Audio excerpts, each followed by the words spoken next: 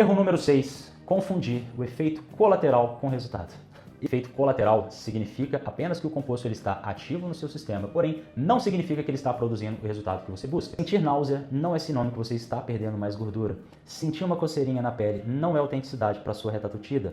Tem muitos alunos, tem muitos clientes que eles têm excelentes resultados com efeitos colaterais mínimos. Não confunda um simples sinal biológico com um sucesso no seu protocolo de peptídeos, beleza? Erro número 7, sabotar o seu próprio estilo de vida enquanto você está utilizando peptídeos. Vamos tentar imaginar que o seu objetivo seja perder gordura, principalmente gordura abdominal, gordura visceral. Porém, você dorme 5 horas por noite, você vive sob o estresse crônico. E aqui a gente precisa ser um pouco mais profundo, tá?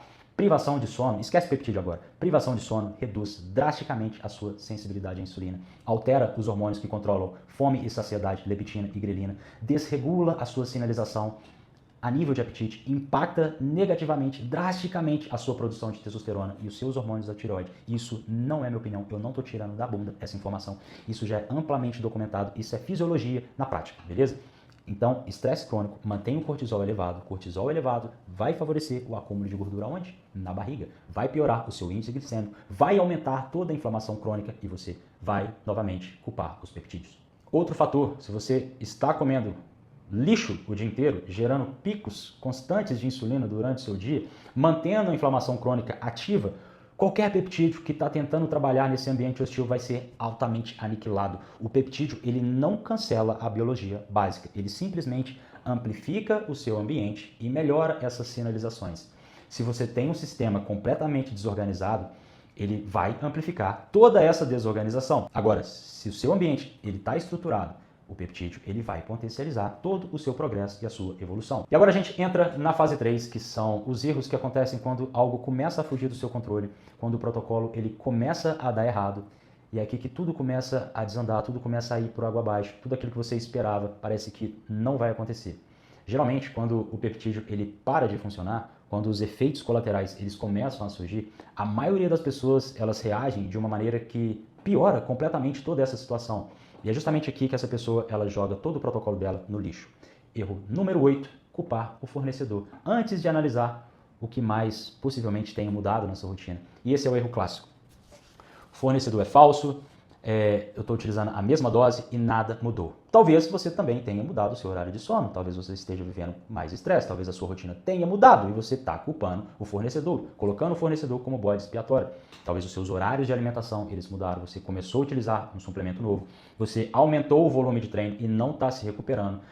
Galera, treinar mais nem sempre é melhor, porque você está aumentando a sua fadiga crônica. Então, isso também precisa entrar nessa equação e precisa ser monitorado. E, às vezes, tudo isso que eu acabei de mencionar está acontecendo no mesmo momento. Você mudou a rotina, você aumentou o treino, você cortou mais calorias, você começou a fazer mais cardio.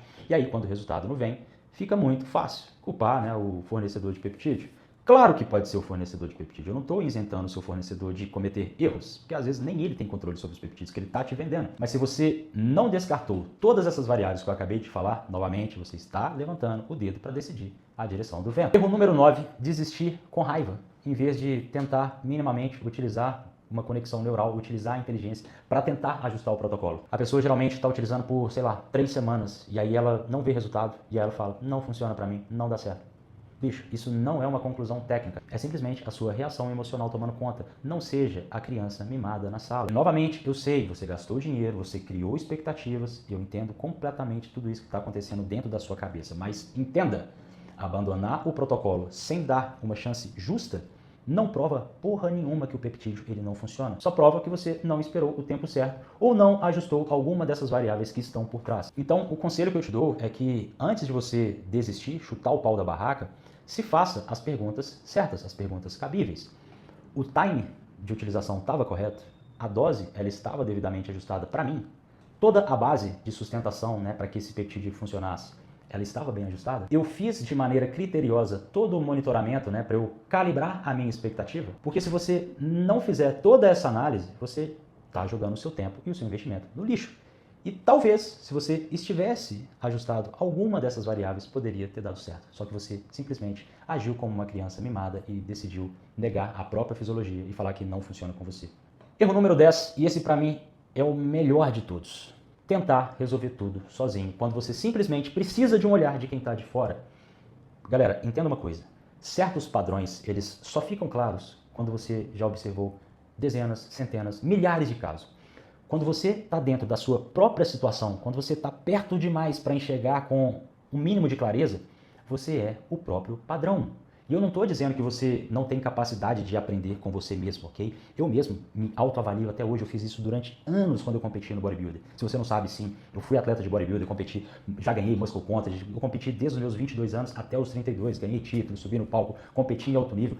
Porém, a me utilizar como exemplo, e eu não sou base científica, é só um exemplo para vocês refletirem, as minhas melhores preparações, os melhores físicos que eu atingi nessas competições foi quando eu tinha olhar de fora, foi quando eu tinha um coach me analisando e me instruindo o que eu ia fazer. Então perceba que até eu, que tenho um certo conhecimento, modéstia à parte, eu tenho conhecimento sobre protocolo, sobre hormônios, sobre peptídeos, sobre dieta, treino, ainda assim, os meus maiores acertos foi quando eu tinha esse olhar de fora, justamente porque eu não agia na emoção, eu não mudava conforme o meu biofeedback, que muitas das vezes é enviesado. Você está sempre sendo guiado, sendo norteado pelas suas emoções, que nem sempre estão certas. Então faça uma reflexão comigo. Pensa em alguém que nunca acompanhou dezenas de protocolos, centenas, nunca analisou um exame, de forma estratégica, nunca viu padrões se repetindo várias e várias vezes. Como que essa pessoa ela vai saber o que ajustar, quando ajustar e se esse ajuste ele foi realmente eficaz? O que eu mais vejo é gente tentando economizar com orientação, com consultoria, para sobrar mais grana para ela depois acabar comprando mais peptídeos, peptídeos que vão possivelmente não funcionar, justamente porque a estratégia está completamente errada. E é justamente por isso que dentro da consultoria, toda a prescrição, toda a orientação, ela parte principalmente de exames, de contexto, qual que é o objetivo dessa pessoa, o que faz ou não sentido utilizar. E ainda assim, tem gente que quer adicionar composto, porque viu em um podcast do bodybuilding falando que está utilizando. Toda informação fora de contexto cria decisões merdas, decisões ruins. Até quem entende precisa de um distanciamento melhor para tomar melhores decisões. E tem mais, tem gente que inicia o trabalho comigo, e aí, claro, tudo aquilo que estará no protocolo dessa pessoa foi baseado nos resultados dos exames, no contexto que essa pessoa está inserida, na rotina que ela vive e, claro, alinhado com seu objetivo. E ainda assim, essas pessoas, elas têm a capacidade de se voltarem contra mim, no bom sentido da palavra, e sugerirem, será que eu posso utilizar o peptídeo X, Y, Z? Será que não seria melhor? Claro que não. Quando eu analisei o seu contexto, quando eu alinhei com aquilo que você realmente me disse que era o seu objetivo e aquilo que seus exames nos trouxeram de referência, eu tomei a melhor decisão. Se não está no seu protocolo, não precisa estar lá. Entende?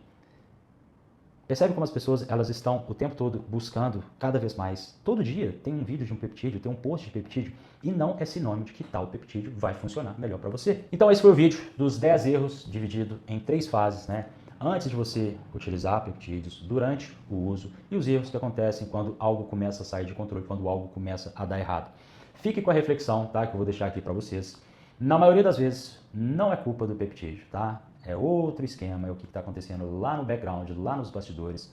Então, se você está empilhando o composto sem o sistema otimizado, se você está ignorando o seu treino, a sua dieta, o seu descanso, o seu sono, ou pior, se você está tentando resolver todo esse padrão que você claramente não consegue resolver sozinho, você precisa parar um pouquinho, pensar, guardar o seu dinheiro antes de adquirir um próximo vial de peptídeo e fazer, claro, a escolha mais inteligente que você pode fazer hoje, agora mesmo.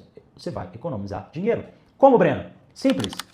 Na descrição desse vídeo, lá na minha bio, está anexado o meu site da consultoria. Simples. Acesse o site, escolha o melhor plano que se adequa ao seu bolso, com toda e total certeza. Aqueles 3, 4, 5 peptídeos que você está imaginando gastar, talvez você vai utilizar só um, E eu vou te entregar o resultado, porque eu sei ajustar todo esse ambiente para que um peptídeo, ou 2, eles trabalhem com mais eficiência. Detalhe, já estava esquecendo. Soltei hoje um shorts para membros, Ainda estou pegando jeito no YouTube, tenha paciência. Então eu soltei um shorts para membros. E eu entreguei nesse shorts, eu coloquei lá no comentário, justamente o protocolo sobre aquele último vídeo que eu fiz, MOTS-I, NAD+, ISS31, aquele protocolo de reset mitocondrial, de restauração metabólica, Doses, o time correto, quando um entra, quando o outro ele mantém a dose. Então tá tudo lá para membro. Se você ainda não é membro, se inscreve, é baratinho, sei lá quanto que é, R$10 por mês, porque aqui não dá para eu entregar tudo e você, obviamente, me entende, Então, lá para membros, aí eu posso sim colocar esse PDF. Quem é membro já sabe, eu gero o PDF bonitinho, organizado, tem toda a parte de embasamento do porquê das coisas, não é simplesmente te entregar o protocolo. Tá tudo bem explicado. Quem é membro sabe, deixa aqui no comentário falando se você recebeu, né, e já teve acesso ali ao protocolo de restauração metabólica. MODC, dosagens e time de protocolo, nada demais para toda aquela sustentação, né, a gasolina da sua mitocôndria, e o SS31 que vai ali fazer o reparo como se fosse o mecânico das mitocôndrias. Então é isso, seja membro do canal, deixe seu like, se inscreve e compartilha para esse canal explodir. Tamo junto, fui!